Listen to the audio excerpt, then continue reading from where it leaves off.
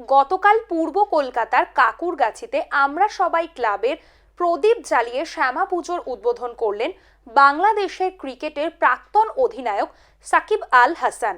এই মণ্ডপে তারাপীঠ, দক্ষিণেশ্বর, কালীঘাটের আদলের প্রতিমা পরিলক্ষিত হবে।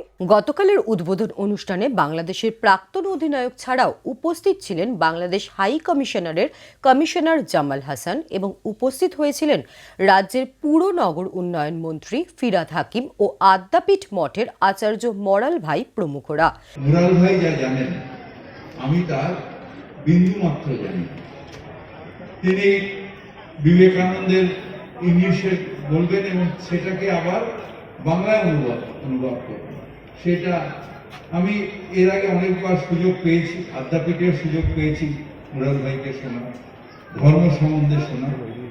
কিন্তু একটা জিনিস, ধর্ম কখনো বিভেদ শেখায়। এই অনুষ্ঠানে যোগ দিয়ে বাংলাদেশের ক্রিকেটার সাকিব আল হাসান রাজ্যবাসীকে শুভেচ্ছা বার্তা দেন।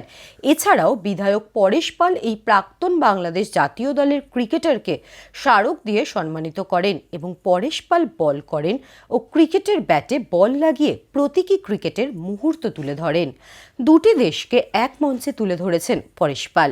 সাংস্কৃতিক অনুষ্ঠানের মধ্যে দিয়ে শুরু হয় সমগ্র উদ্বোধন অনুষ্ঠানের সূচনা। বাংলার বিভিন্ন সংস্কৃতিকেও তুলে ধরেছে আমরা সবাই ক্লাব। মঞ্চ থেকে নেমে ঘোড়ার গাড়ি করে মায়ের মণ্ডপ পর্যন্ত নিয়ে যাওয়া হয়েছে বাংলাদেশের ক্রিকেটের প্রাক্তন অধিনায়ককে। তারাপীঠ, দক্ষিণেশ্বর, আদ্যাপীঠ, কালীঘাটের আদলে প্রতিমা এই মণ্ডপে পরিলক্ষিত হয়েছে। ভালো লাগছে এখানে এসে খুবই ভালো লাগছে। প্রতিবারই আসি খেলার জন্য, এই প্রথমবার একটা প্রোগ্রামে আসলাম, খুবই ভালো লেগেছে। এটা 59 বছর এখানে পৃথিবীর সেরা মানুষটা ক্রিকেট জগতের আজকে উপস্থিত সাকিবুল হাসান। তার সঙ্গে বাংলাদেশের বিশিষ্ট সমাজসেবী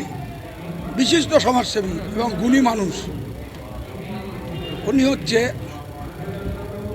আমাদের মোহাম্মদ আমিরুল।